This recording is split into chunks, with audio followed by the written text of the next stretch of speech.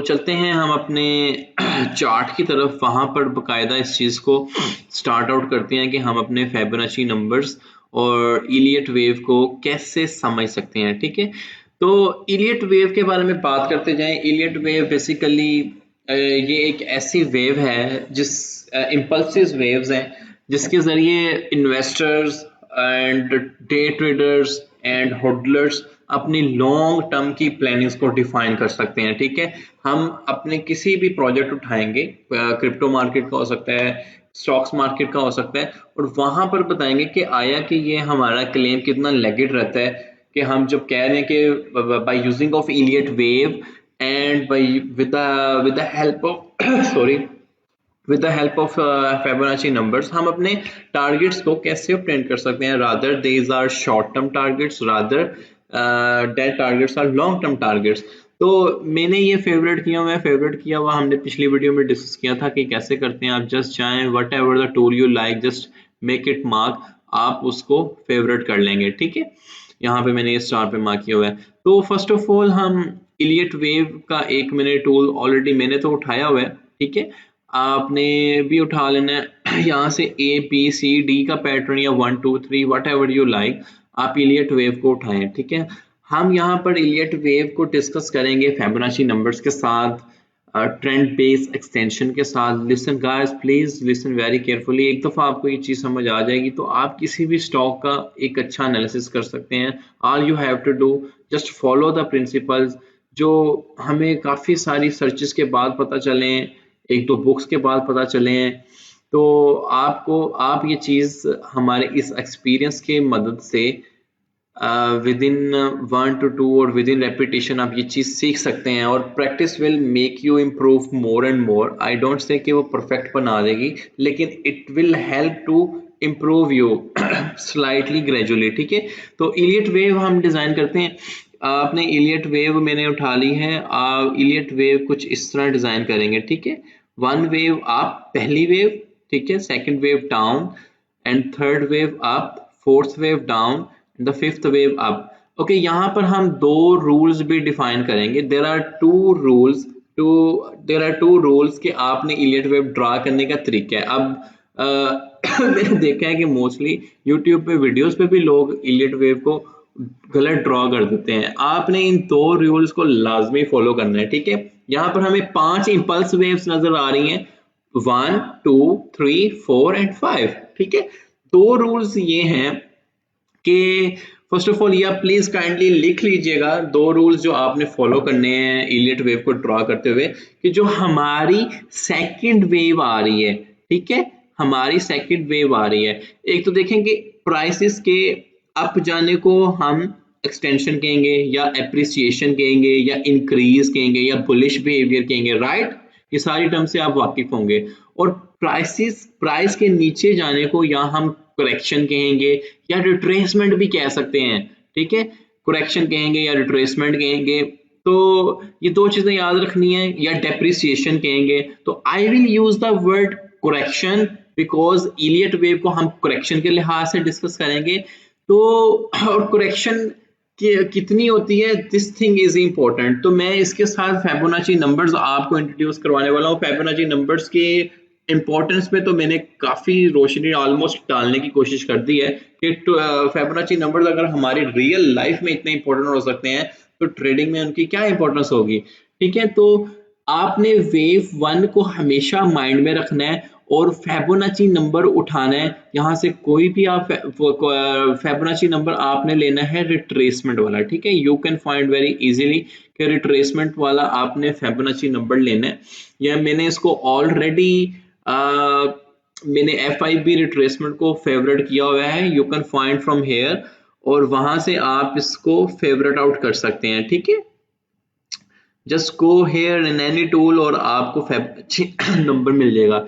यहाँ से मैंने इस फिबोनाची नंबर को सिलेक्ट किया। ठीक है, अब मैंने ये देखा कि ये कितने % रिट्रेसमेंट हो रही है या करेक्शन आएगी, ठीक है, या डेप्रिसिएशन आएगी। तो मैंने जहां से मैंने वेव 1 स्टार्ट किया, डोंट वरी गाइस, ये हम अपने रियल टाइम चार्ट पे इंप्लीमेंट करेंगे। आई जस्ट वांट कि आपका कॉन्सेप्ट क्लियर हो जाए और देन वी विल सी कि ये things how things going on. तो यहाँ से आपने इसको उठाना है और ये ड्रॉ करना है जहां पे वेव 1 एंड होती है, ठीक है। ये आपने फिबोनाची नंबर ड्रॉ कर दिया अपनी इलियट वेव की इंपल्स वेव 1 के साथ। ये चीज इंपॉर्टेंट है कि मैंने ये देखना है कि ये कितने परसेंट रिट्रेसमेंट होती है। प्लीज नोट डाउन कि यहाँ पर आपको एक नंबर नजर आ रहा है 0.618, ठीक है, जो मोस्टली हमारी रियल लाइफ में एप्लीकेशंस बेस हमें चीजें नजर आएंगी, मतलब गैलेक्सीज हैं, डीएनए स्पाइरल्स हैं। एक चीज बहुत इंपॉर्टेंट है जिसको हम गोल्डन रेशो कहते हैं, they all are design on the golden ratio, ठीक है। तो यहाँ पर ये जो नंबर है 0.618, it is called golden ratio, ठीक है। मैं यहाँ पे मेंशन कर देता हूँ, it is called golden ratio. आपका एम ये होना चाहिए कि गोल्डन रेशो पे जैसे ही आपको लगे कि प्राइस आ गया, it is very good time to buy, ठीक है, आपने ये याद रखना है। और गोल्डन रेशो कौन सा नंबर है? 0.618। अब 0.618 से क्या मुराद है ये हम देख लेते हैं। Basically it is just a simple percentage के 0.61, it is just a simple percentage कि यहाँ पर देखेंगे जीरो है और फिर 20, मैं अगर इसको परसेंटेजेस में कन्वर्ट करूं, ये जीरो है, ये 23% है, ये 38% है, ये 52% है, एंड इट इज 61.8%, ठीक है, कि 61.8% प्राइस आपकी रिट्रेस कर गई है, डेप्रिसिएट कर गई है। और यहाँ पर हमने लेडरिंग के लेक्चर में बात की थी कि आपकी लेडरिंग कहाँ पे होनी चाहिए, तो यहाँ पर हम लेडरिंग बना सकते हैं।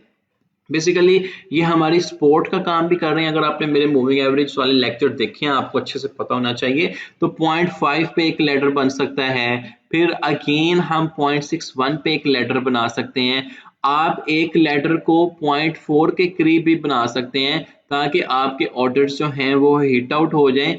और अगर वो आपकी बाइंग प्राइस से नीचे चले भी जाते हैं, नो वरी, एटलीस्ट आपकी एक लेडरिंग बनी है, तो आपका जो प्राइस है वो बैलेंस हो जाएगा, स्केल आउट हो जाएगा, ठीक है। तो 0.1618 is a very good buy, क्योंकि इसके बाद हमें एक प्राइस में सर्ज और हमें एक जो हमारी थर्ड वेव बनती है, it's mean definitely the price will go up, ठीक है। तो आई होप कि आपको ये चीज समझ आई होगी। और अगर आप लेवरेज एंड मार्जिन ट्रेडिंग में, so don't forget to put stop loss, it is called risk management. आप यहाँ पर अपना करीब स्टॉप लॉस सेट कर सकते हो और ये आपकी लेडरिंग एक्टिव हो जाती है। अगर आपने देखा कि यार प्राइस इतना रिट्रेस कर गया है और करते करते सेट एट कि यार वो इतना नीचे आ जाता है कि यहाँ पर फेलियर के करीब पहुंच जाती है, ये इलियट वेव के प्रिंसिपल के खिलाफ चला जाता है कि यहाँ पे जो स्टार्टिंग पॉइंट से नीचे है, या तो आपने फिर इलियट वेव सही नहीं ड्रॉ की, from somewhere it have to retrace, like most probably it will retrace from 0.618 level or 0.5 level, लेकिन 0.7 meanwhile के it is very good point कि आप यहाँ से ही अपनी एक लेटरिंग का एक पॉइंट यहाँ भी रख सकते हैं, ठीक है। लेकिन मोस्ट प्रोबेबली यहाँ से रिट्रेस कर जाता है। तो आई होप कि जो मैं कॉन्सेप्ट आपको दिया रिट्रेसमेंट का, फिबोनाची रिट्रेसमेंट का, इससे क्या मुराद है, मुझे उम्मीद है कि आपको ये समझ आई होगी। अब वरना आप रेपिटेशन में देख सकते हैं, ठीक है, ये आप नोट डाउन कीजिए, ये हमें काफी हेल्प आउट करेंगे आगे इनको मजीद अपने ट्रेडिंग में कैसे हम अपने पाई टारगेट्स अचीव कर सकते हैं। तो पहला पाई टारगेट्स आप अचीव ऐसे कर सकते हैं कि जब आपने चार्ट पे इलियट वेव को ड्रॉ करना है, तो आप लोग पूछते हैं यार हम कहाँ पे बाय ऑर्डर सेट करें, so these are the points कि आप पाई टारगेट्स को सेट आउट करें। तो रूल वन जो मैं आपसे डिस्कस किया है, पहला रूल कि ये अगर वेव जो है सेकंड, प्लीज नोट डाउन, ये मैं रूल वन आपसे इलियट वेव के प्रिंसिपल का डिस्कस कर रहा हूं। अगर ये बहुत कम रिट्रेस करती है, से डैड ये 0.2 पे कर जाती है या 0.3 पे करेगी, ठीक है, अगर ये कम रिट्रेसमेंट करती है, तो ये जो आपकी पॉइंट, ये जो आपका वेव 4 है, ये आपकी ज्यादा करेगी इससे, ठीक है। Do I need to repeat? और कितनी ज्यादा करेगी वो भी, उसका भी रूल है एक, वो सेकंड रूल है, ठीक है। अगर ये 0.2 पे करेगी या 0.2 से 1.18 पे कर जाएगी या 0.22 पे या मतलब 25% रिट्रेस कर जाए, 28% रिट्रेस कर जाए, तो मतलब थोड़ी कम रिट्रेसमेंट आई है, तो इट्स मीन कि जो हमारी फोर्थ वेव है वो फिर ज्यादा रिट्रेस करेगी, ठीक है। कितनी ज्यादा करेगी, this is one of the important question. तो यहां पर मैं रूल 2 आपके साथ डिफाइन करने जा रहा हूं। रूल 2 ये है, प्लीज नोट डाउन, कि वो इतनी रिट्रेसमेंट नहीं करेगी कि जो वेव वन जहां पे खत्म हो रही है कि उससे भी नीचे चला जाए। Do I need to repeat? Okay, इतनी इतनी रिट्रेसमेंट होगी कि इतनी ज्यादा रिट्रेसमेंट नहीं होगी कि वो यहां से इस टेरिटोरिटी ऑफ वेव वन से नीचे चला जाए। ठीक है, this is the second rule. First rule मैंने ये बताया कि अगर ये रिट्रेसमेंट कम आपको देखने को मिलती है तो यहां पर आपको वेव फोर में रिट्रेसमेंट ज्यादा देखने को मिलेगी, लेकिन कितनी ज्यादा देखने को मिलेगी वो वेव वन से नीचे नहीं ज्यादा आपको देखने मिलेगी। ठीक है, ये दो रूल्स हैं गाइस, इलियट वेव को समझने में, अपने बाय टारगेट सेट करने में, अपने सेल टारगेट सेट करने में आपको काफी हेल्प आउट करेगा। ठीक है, बाय तो आपने कर लिया कि 618 गोल्डन रेशियो के करीब आपने बाय तो कर लिया। अब आपने अपना सेट टारगेट डिफाइन करना है। ठीक है, सेट टारगेट, और मैंने आपको रिस्क मैनेजमेंट का भी बताया कि आपने रिस्क मैनेजमेंट को नहीं भूलना। कैसे? अगर आप लॉन्ग और शॉर्ट, लॉन्ग ट्रेडिंग में है तो 0.718 से अगर आप लॉन्ग कर रहे हो और स्केलिंग आउट कर रहे हो प्राइस को, तो इसके बाद आपका जो टाइट स्टॉप लॉट है वो बिल्कुल यहां पर होना चाहिए। मीनवाइल यहां से जहां से आपने इलियट वेव स्टार्ट की थी, ताकि आपको पता चले कि अगर इतना बुरा भी रेस कर रहा है, डेप्रिसिएट कर रहा है, आप स्टॉप लॉस से बाहर आ जाओगे। राइट, तो इसको आपने keep remember. Basic risk management वाली मेरी वीडियो देखिए, इंशाल्लाह आपको समझ आएगी कि आपने अपनी रिस्क टू रिवार्ड रेशियो को स्केलिंग आउट कैसे करना है। अभी तक मैं एक्सपेक्ट करता हूं कि रिट्रेसमेंट वाली चीज आपको समझ आ गई होगी कि ये बेसिकली परसेंटेजेस हैं और कितने परसेंट रिट्रेस करता है, दैट इज इंपॉर्टेंट, और आपके बाय लैडरिंग कहाँ पे हो सकती है। ठीक है, तो इंशाल्लाह आगे चलते हैं। राइट, यहाँ पे यहाँ तक आपको समझ आ गया?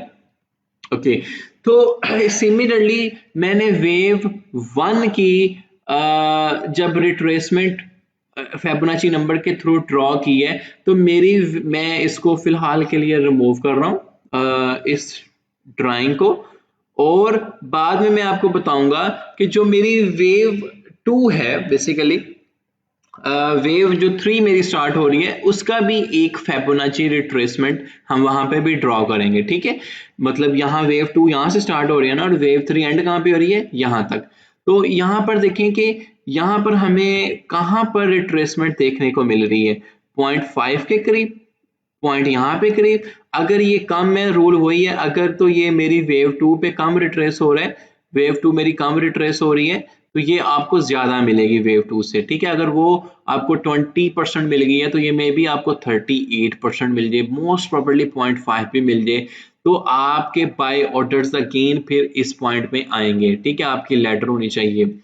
तो पहली 0 to 1 पे आपने फेबोनाची रिट्रेसमेंट ड्रॉ करना है, फिर 2 से 3 पे आपने फेबोनाची रिट्रेसमेंट ड्रॉ करना है, एंड अगेन यहाँ पर जो सबसे बड़ी लोग गलती करते हैं कि वो अपनी फेबोनाची रिट्रेसमेंट को अगेन जब फोर्थ और फिफ्थ वेव जो है हमारी, जहां पे हमारी फोर्थ वेव खत्म हो रही है और फिफ्थ वेव स्टार्ट हो रही है, वो क्या करते हैं कि फेबोनाची नंबर्स को उठाते हैं, यहां से ड्रॉ कर देते हैं। This is one of the biggest mistake all people are doing, और एक्सपेक्ट करते हैं कि ये यहां से रिट्रेस कर जाएगी और हम अपने बाय ऑर्डर्स लगा देंगे। No, never.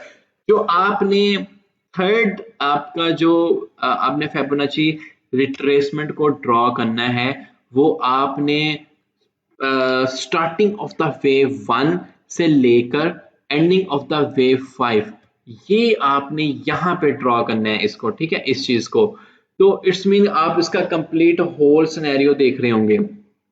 Do I need to repeat? देखिए, 0 to 1 पे एक आपने फेबोनाची रिट्रेसमेंट ड्रॉ करनी है और आपने देखना है कि वेव 2 कितनी रिट्रेस की। फिर 2 से 3 आपने एक फेबोनाची रिट्रेसमेंट ड्रॉ करनी है और आपने देखना है कि वेव 4 कितनी रिट्रेस की। रूल नंबर 1 कि अगर वेव 2 लेस रिट्रेस कर रही है तो आपने आपकी वेव 4 ज्यादा रिट्रेस करेगी डेफिनेटली। कुछ लोग अगर लेवरेज और मार्जिन ट्रेडिंग है, वो अपने सेल ऑर्डर्स यहाँ पे लगा सकते हैं वेव 3 के टॉप पर। ठीक है, तो उनको एक अच्छा गेन देखने को मिलेगा। ऑन द सेम मैनर जब आपने फाइनल ड्रॉ करनी है, तो आपने फ्रॉम द स्टार्टिंग ऑफ 1 से 5 तक आपने ड्रॉ करनी है, ताकि जो नेक्स्ट आपको करेक्शन देखने को मिलेगी वो से डैट जो आपको नेक्स्ट करेक्शन मिलेगी इलियट वेव के मुताबिक, मैं वो यहाँ पर आप इसको देखेंगे, ठीक है, ये चीज आएगी, ठीक है। उसके लिए आपको पता है कि आपका जो इलियट वेव का मैं साइकिल अभी प्रिंसिपल ऑफ इलियट वेव जो कंप्लीट होल साइकिल है वो मैं आपसे डिफाइन करता हूँ। राइट नाउ मैंने आपसे डिस्कस ये किया है कि बेसिकली इलियट वेव क्या है, ये इन्वेस्टर्स, होल्डर्स, डे ट्रेडर्स को एक अच्छे बाइंग एंड सेलिंग पॉइंट्स हमें बताएगा।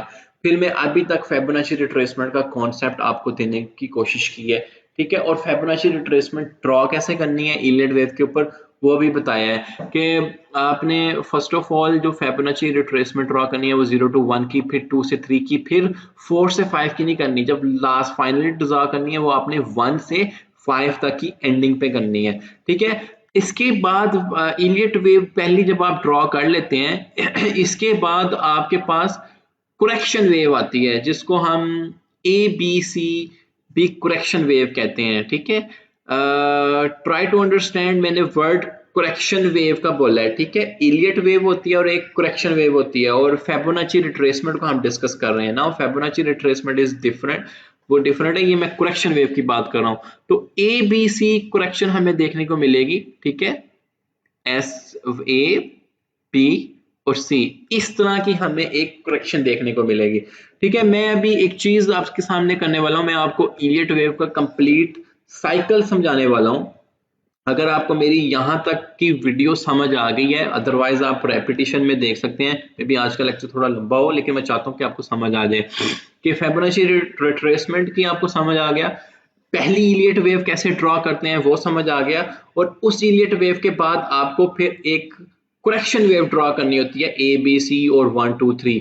मैंने ऑलरेडी ये चीज ड्रॉ की हुई है यहाँ पे ताकि मेरा टाइम और आप सबका टाइम भी बचे और आपको समझ आए एटलीस्ट। यहाँ पर देखें कि जब मैंने अपनी यहाँ पर 1 2 3 4 1 2 3 4 एंड 5 ये पहली स्मॉल वेव जो ड्रॉ की थी, ठीक है, ये 1 2 3 4 5 ये इलियट वेव का आपको मैं साइकिल समझा रहा हूँ, ट्राई टू अंडरस्टैंड। तो एक वेव, एक इलियट वेव ये बनी, और उसके बाद मेरे पास इसका इसी इलियट वेव की 1 2 3 4 5 आई थिंक मुझे आपको जल्दी से करके बता देना चाहिए। Okay wait, I will do for you. तो यहाँ पर आप देखें इलियट वेव उठाता हूँ, ये मैं एक इलियट वेव ड्रॉ करता हूँ 1 2 3 और 4, ओके, एंड सॉरी 4 3 ऊपर और 4 एंड ये मेरे पास 5 को, ये सेटिंग कर लीजिएगा, कोई मसले वाली बात नहीं है, ठीक है। और रूल याद रखना है कि टेरिटरी 1 से ये नीचे ना आए, ये ज्यादा रिट्रेस कर रही है तो ये, अगर कम रिट्रेस कर रही है तो ये फिर आपको ज्यादा रिट्रेस करने को देखने को मिलेगी। अच्छा ठीक है जी, ये मैंने एक स्केलिंग कर दी। अगर आप ये वाला साइकिल समझने में आज कामयाब हो जाते हैं इलियट वेव का together with Fibonacci numbers, believe me कि आप एक बहुत अच्छा टेक्निकल एनालिसिस चार्ट्स के ऊपर कंडक्ट कर सकते हैं, ठीक है।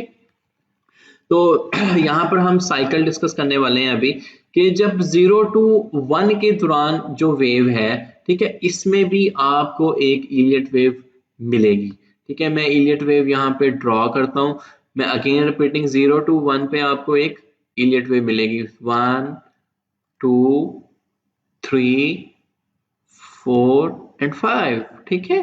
तो ये चीज आपको मिली। उसके बाद जो हमारी 2 से 3 की वेव है, इलियट वेव है, इस पे भी आपको एक इलियट वेव देखने को मिलेगी। Let me okay make little bit setting. अच्छा यहाँ पर आप फिर एक इलियट वेव ड्रॉ करेंगे 2 से 3 के दरम्यान में, 1 2 3 4। रूल आपने याद रखना है, ठीक है, रूल नहीं भूलना।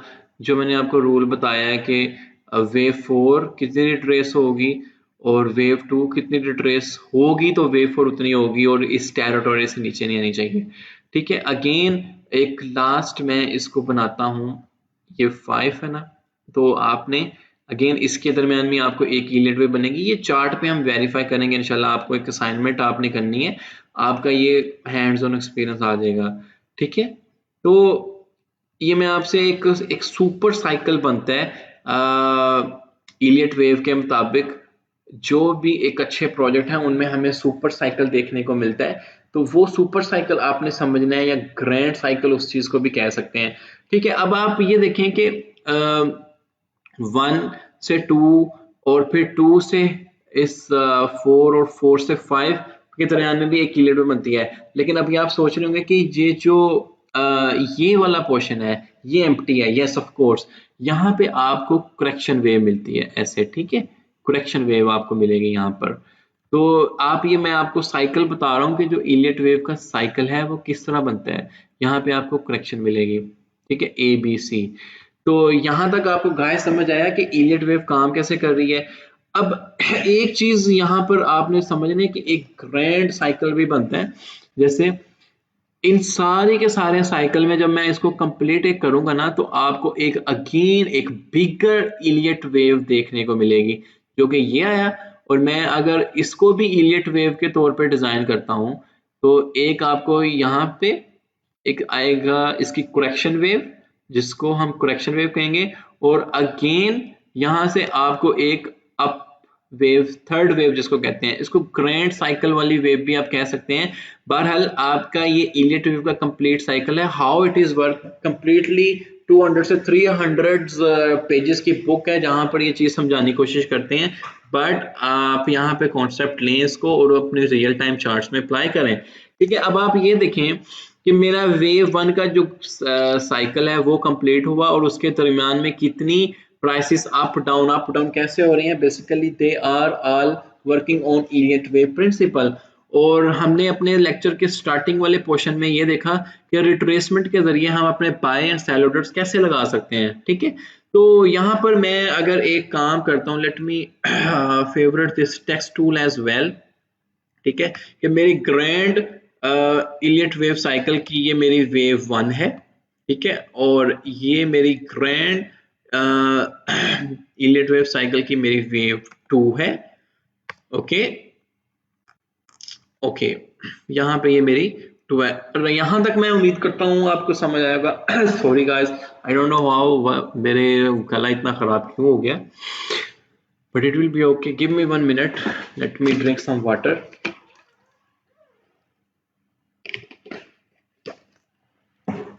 जी तो जब हमारी सेकंड वेव आ गई, इसको हम करेक्शन वेव कह रहे हैं। तो इसकी इस करेक्शन वेव में आपने नोट डाउन किया होगा कि हमेशा आपको एबीसी वेव मिलती है, ठीक है। करेक्शन वेव में आपको कौन सी वेव मिल रही है, एबीसी वेव मिल रही है। तो मैं यहाँ की इसकी एबीसी वेव को ड्रॉ करूंगा, ठीक है। मैं एक साइकिल समझा रहा हूँ, इंशाल्लाह आपने जो नेक्स्ट साइकिल ड्रॉ करने हैं वो आपने खुद अपने से ड्रॉ करने हैं। तो जो मेरी ये ग्रैंड साइकिल की, ग्रैंड इलियट वेव की, जो आपको पता है सेकंड वेव बनती है, उसमें हमेशा करेक्शन वेव आती है। अब इसमें प्रिंसिपल के मुताबिक जो जो हम मेरी ये ए वेव है और ये जो बी वेव है और सी वेव है, जिसको मैं करेक्शन वेव कह रहा हूं, तो यहाँ पर हमें ये जो ए वेव है इसमें भी एक इलियट वेव मिलेगी, बी ए 1 2 3 एंड 4, ठीक है। और अगेन जो मेरी B2C है, इसमें भी मुझे एक इलियट वेव मिलेगी देखनी, 1 2 3 4। अब आपने ये सोचना है कि ये जो A to B है, बेसिकली इसमें मेरे पास करेक्शन वेव आएगी, ठीक है। आप ये रेपिटेशन के साथ देखें, इट इज द प्रिंसिपल। ये मैं आपको समझाना चाह रहा था कि ग्रैंड साइकिल कैसे बनता है। अगर यहां तक आपको समझ आई है कि इलियट वेव का एक कंप्लीट साइकिल कैसे डिजाइन होता है, और अगेन जैसे देखें हमने इस ग्रैंड सुपर साइकिल में 0 to 1 की वेव में देखा कि अंदर क्या हो रहा है। सिमिलरली जब आप इस 2 से ये 3 शुरू हो रही है और ये वाला साइकिल आपको स्टार्ट होता नजर आ रहा है, तो ये वाला आप पूरा का पूरा डिजाइन कर लेंगे। ये तो था इलियट वेव का एक कंप्लीट प्रिंसिपल।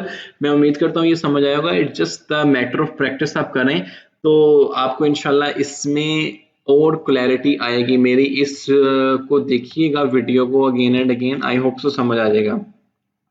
अच्छा, तो यहाँ पर हमने फिबोनाची रिट्रेसमेंट की बात कर ली, और रिट्रेसमेंट पे देखा कि हम अपनी बाय लैडर्स कैसे बना सकते हैं और सेल लैडर्स कैसे बना सकते हैं। तीन चीजें थी हमारे इस लेक्चर में कि फिबोनाची नंबर्स क्या हैं, इलियट वेव क्या है और बेसिक रिस्क मैनेजमेंट क्या है। बेसिक रिस्क मैनेजमेंट वही है जो हम थ्रू आउट फॉलो आउट करते जा रहे हैं कि 1:1 पे जाना है हमने और 1.5 1:5 पे 1.5 रेशो पे जाना है। मीनवाइल के आप $100 को प्रॉफिट और $50 को रिस्क कर रहे हो या 2:1 पे जाना है। It all depends upon you. Basic calculation of risk management देख लें, आपको इंशाल्लाह ताला समझ आ जाएगी। एक चीज जो मैं आपसे डिस्कस करने जा रहा हूँ उसके बाद हम रियल टाइम चार्ट पे देखेंगे कि ये जितनी भी ड्राइंग पेंटिंग की है आया कि हमारे ये चार्ट्स पे कितनी ज्यादा एप्लीकेबल है। ठीक है, तो यहाँ पर मैंने इस चार्ट का एक एनालिसिस किया था और मैं वो आपसे शेयर कर रहा हूँ कि ये मैंने चार्ट उठा लिया जनाब BTC to USDT का, बिटकॉइन का चार्ट है। आपने प्रैक्टिस करनी है किसी भी एक और चार्ट पे आप कर लीजिएगा और कंप्लीटली इलियट वेव के प्रिंसिपल को फॉलो करते हुए आप देखिए कि how things will go up. ठीक है, मैं इसको रीसेट करता हूँ first of all and then मैं सारे के सारे रिमूव कर देता हूँ ड्राइंग को।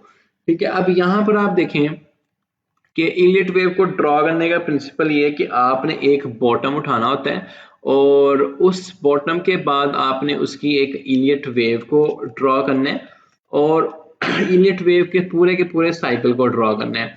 जैसे मैंने यहाँ पर वो बॉटम उठाया था, अगर मैं आपको इसको बताता हूँ कि मेरे पास जो बॉटम था इलियट वेव के मुताबिक, मैंने ये वाला एक बॉटम उठाया था 10,000 के करीब। ठीक है, इसको मैं और कर देता हूँ कंप्रेस। जी, एक मिनट है, नजर मैं चार्ट की सेटिंग कर लूँ। अच्छा, यहाँ पर मैंने एक ये बॉटम उठाया था और इसके बाद इस बॉटम को उठाने के बाद मैंने इसकी एक इलियट वेव ड्रॉ की थी। ठीक है, मैं इसके रिमूव करता हूँ ड्राइंग को। ये मेरा एक बॉटम था, ठीक है, जो मुझे लीस्ट बॉटम मिला इस इस जो फुल्ली इसकी एक फाइनल रेजिस्टेंस आई जहां पर अब मैं इस बॉटम से अगर एक इलियट वेव का साइकिल ड्रॉ करता हूँ। आपने इलियट वेव के साइकिल को समझ लेना है कि उसमें हमें बहुत सारी इलियट्स मिलती हैं। Say that this is my bottom और मैं एक इलियट वेव को ड्रॉ करना स्टार्ट करता हूँ यहाँ पे 1 2 3 4 एंड 5। ठीक है, यहाँ पर देखें कि ये मैंने एक इलियट वेव का साइकिल ड्रॉ किया। इसको हम और प्रिसाइज कर लेंगे।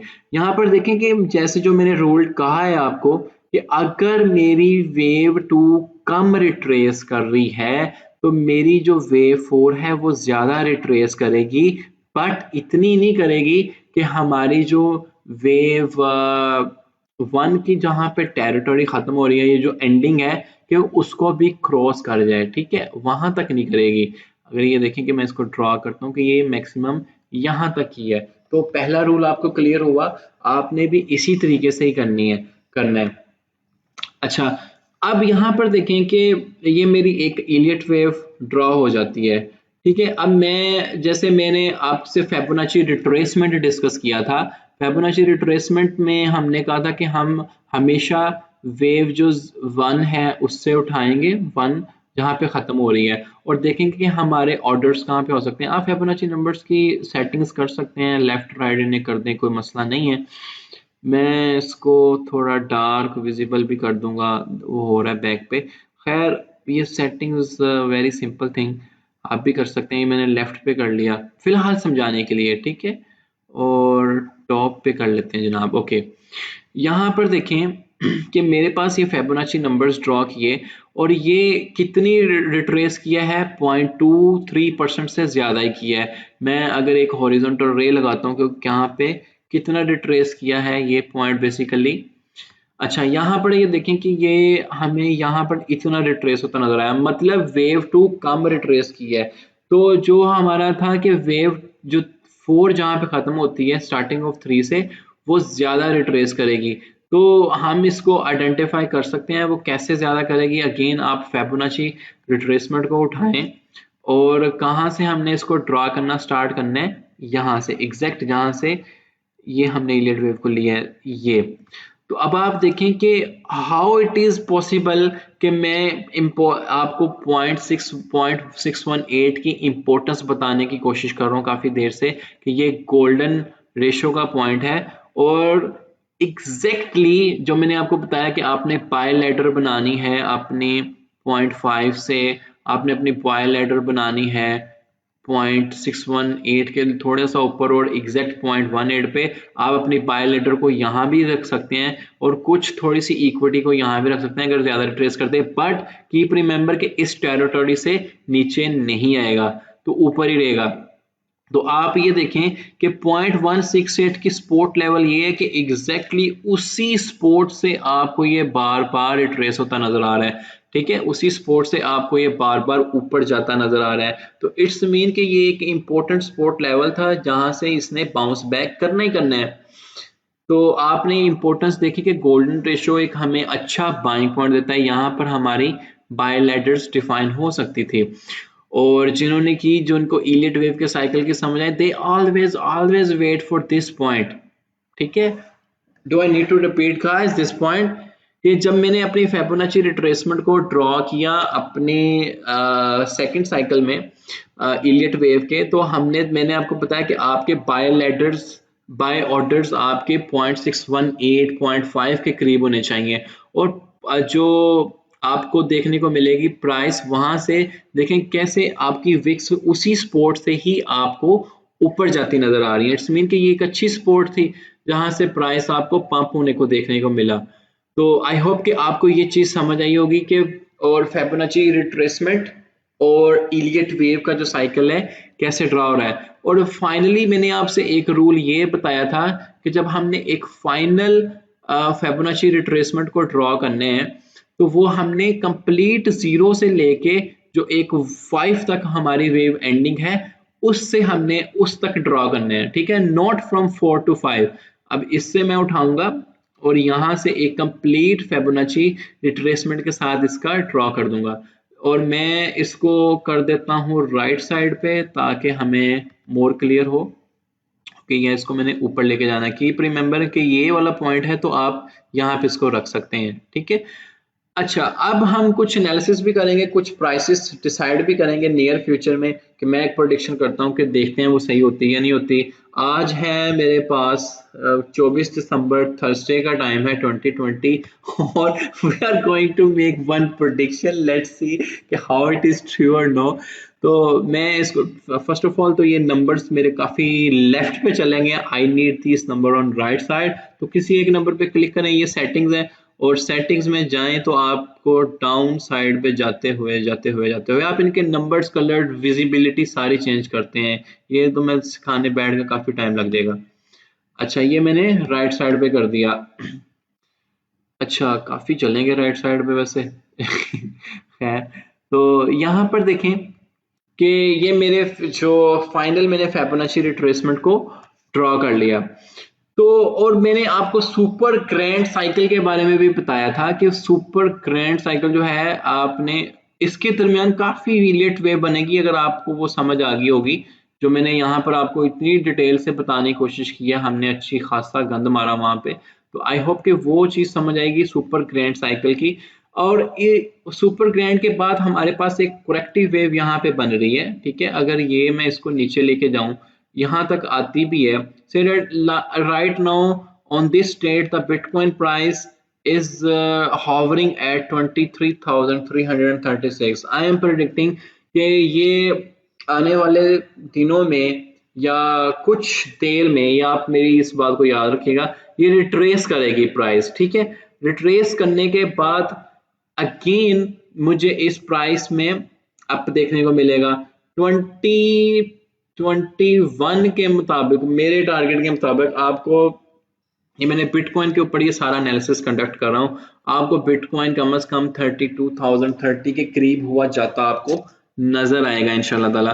तो इसके दौरान में देखें कि ये मेरी जो वेव 2 थी, मैंने आपको बताया कि वेव 2 में ऑलवेज मेरे पास करेक्टिव वेव बनती है जिसको हम ABC कहते हैं। ठीक है। तो ए बी सी के मुताबिक प्राइस नीचे जाएगा, अप जाएगा, लेकिन अगेन नीचे जाएगा, और फिर एक पॉइंट से ऊपर ये अगेन बुलिश होगा, और उसके दरमियान में हमें पता है कि अगेन काफी वेव्स बनती हैं, 1 2 3 4 एंड 5। ये हमने ये साइकिल कंप्लीटली डिस्कस किया। आई होप कि यहाँ तक मैं आपको कंप्लीट साइकिल इलियट वेव का समझाने की कोशिश कर रहा हूँ और आपको वो समझ आ रहा होगा। हमने इस लेक्चर में अभी तक डिस्कस किए हैं फिबोनाची नंबर्स, जिसमें मोस्ट प्रोबेबली मैंने फिबोनाची रिट्रेसमेंट को डिस्कस किया है। एक्सटेंशन को अभी नहीं किया, एक्सटेंशन को मैं लास्ट पे करके लेक्चर सम अप कर दूंगा। इलियट वेव को साइकिल को समझने की कोशिश की, बेसिक रिस्क मैनेजमेंट, मैंने ख्याल है कि बेसिक रिस्क मैनेजमेंट पे मैंने बहुत ज़्यादा throughout our course focus करवाने की कोशिश की है कि please never ever active trade. अगर आप लेवरेज एंड मार्जिन ट्रेडिंग में हैं तो आप बेसिक रिस्क मैनेज, बेसिक नहीं, आपका एडवांस रिस्क मैनेजमेंट के विदाउट एडवांस रिस्क मैनेजमेंट अपनी ट्रेड एक्टिव ना कीजिएगा। तो इसके लिए आप मेरा वो लेक्चर कंसल्ट करें कि आप रिस्क मैनेजमेंट को कैलकुलेट कैसे करेंगे। ठीक है, ओके। तो आपको ग्रैंड साइकिल भी समझने की समझ आ गया होगा। अब जैसे ये मैंने 4 आवर का चार्ट खोला हुआ है, आप इसको डिफरेंट टाइम फ्रेम्स में देखें तो अंदर आपको बहुत सारी इलियट वेव्स बनती नजर आएंगी। मैंने बिगर टाइम फ्रेम के ऊपर ये एनालिसिस आपको कंडक्ट करके दिया है। अंदर आपको काफी सारी इलियट वेव्स बनती हुई नजर आएंगी, जो हमने एक पूरे के पूरे साइकिल में समझने की कोशिश की है। ठीक है, रिसर्च करता हूँ तो यहाँ पे अगर आप देखेंगे, आपने स्टडी अपनी तौर पे भी एक कंडक्ट करनी है, अंदर आपको काफी सारी सेम टू सेम एक्सटेंशन और करेक्शन एंड इलियट वेव्स बनती हुई नजर आएंगी। तो ये तो मैंने एक बिगर टाइम फ्रेम पे आपके साथ शेयर किया ताकि आपका कॉन्सेप्ट क्लियर हो जाए। ठीक है,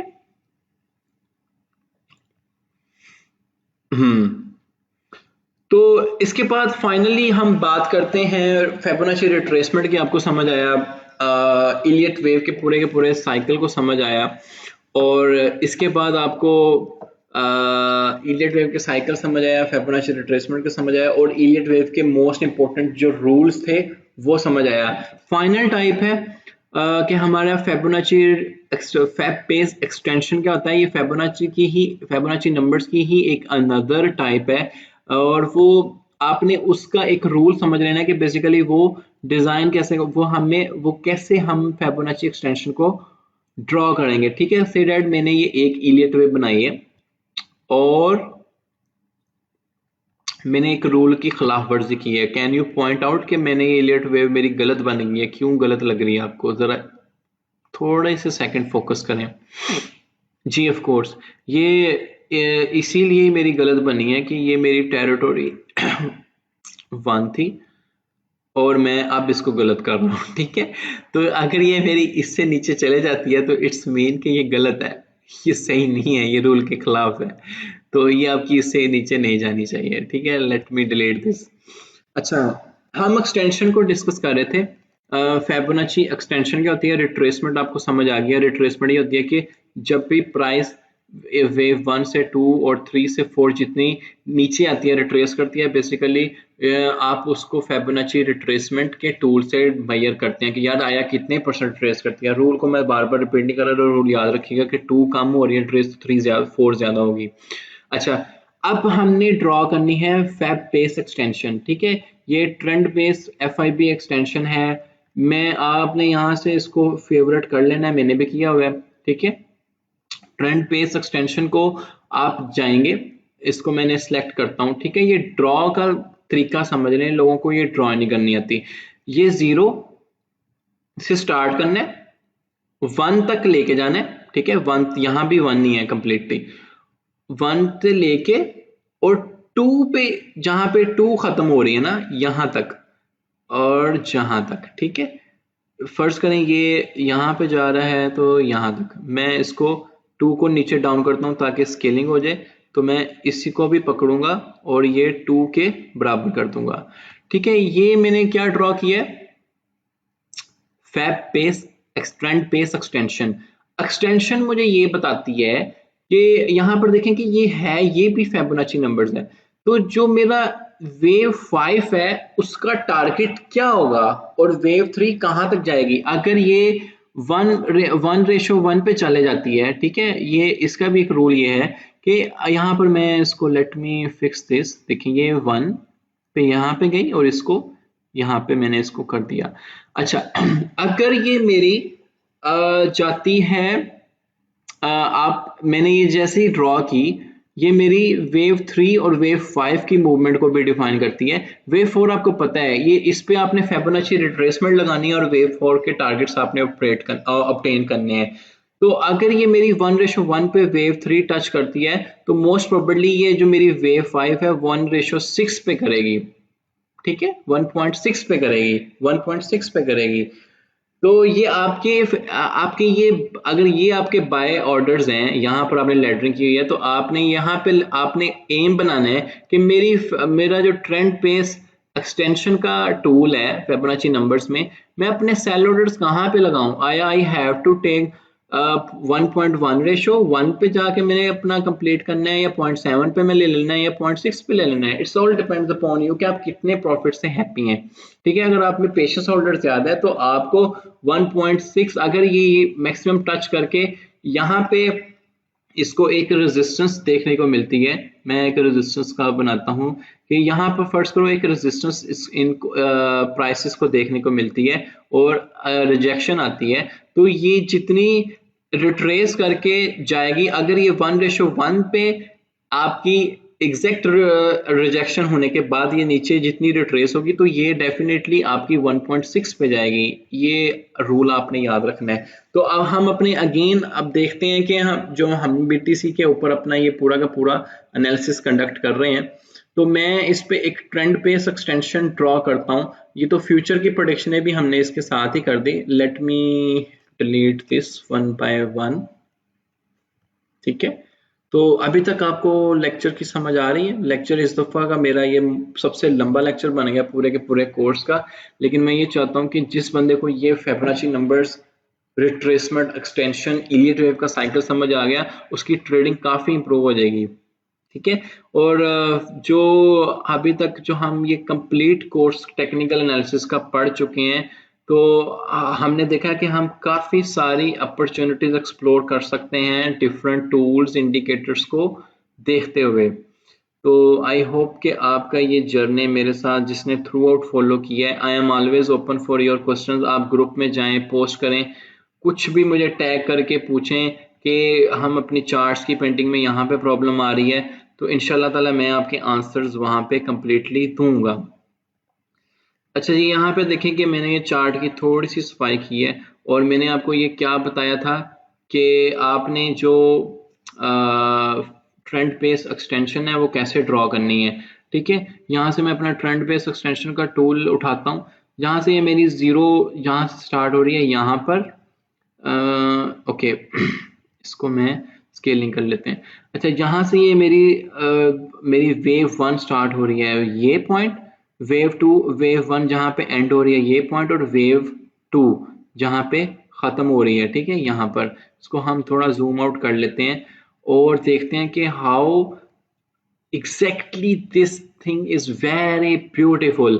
कि यहाँ पर देखें कि ये मेरी जो विक गई हुई है ये यहाँ पर गई हुई है, ठीक है। मैक्स विक मैंने यहाँ पे ली है, तो 0.17 से ये यहाँ पर हमें ये प्राइस में करेक्शन देखने को मिली यहाँ तक। ये मैं अभी वहाँ पे फिबोनाची नंबर ड्रॉ नहीं कर रहा, but I want to tell कि हमारी वेव 2 और वेव 3 और वेव 4 को जब हमने चेक कर लिया उसमें फिबोनाची करेक्शन के टूल्स के साथ, अब मैं एक्सटेंशन बता रहा हूँ कि हमारा जो ये वाला पॉइंट है 0.168 वाला, कि अगर हमने देखा कि 2 और 3 में जो हमें एक्सटेंशन देखने को मिली है वो 1 और 0.78 के दरमियान में है, तो मोस्ट प्रोबेबली जो हमारी 4 to 5 में एक्सटेंशन आएगी वो 0.168 लेवल को टच कर जाती है, ठीक है। Do I need to repeat?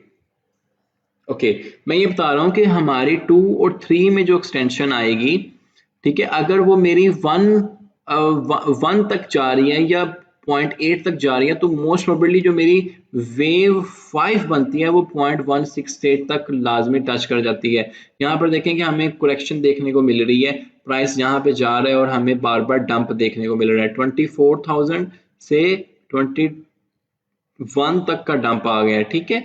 तो आई होप कि आपको ये चीज समझ आई होगी कि यहाँ पर हमें जो रेजिस्टेंस मिलेगी वो यहाँ पे रेजिस्टेंस से मिलेगी, और ये हमारे सेल ऑर्डर्स भी हो सकते हैं अगर कोई शॉर्ट प्ले कर रहा है, और अगर कोई लेडरिंग प्ले कर रहा है तो वो यहाँ से बाय ऑर्डर्स को कैश आउट कर सकता है अगर उसमें अच्छी पेशेंस होल्डर है, ठीक है। तो मैं उम्मीद करता हूँ कि हमने जो आज कंप्लीट साइकिल डिस्कस किया है इलियट वेव का, फिबोनाची रिट्रेसमेंट का, फिबोनाची एक्सटेंशन का, ये आपको समझ आया होगा।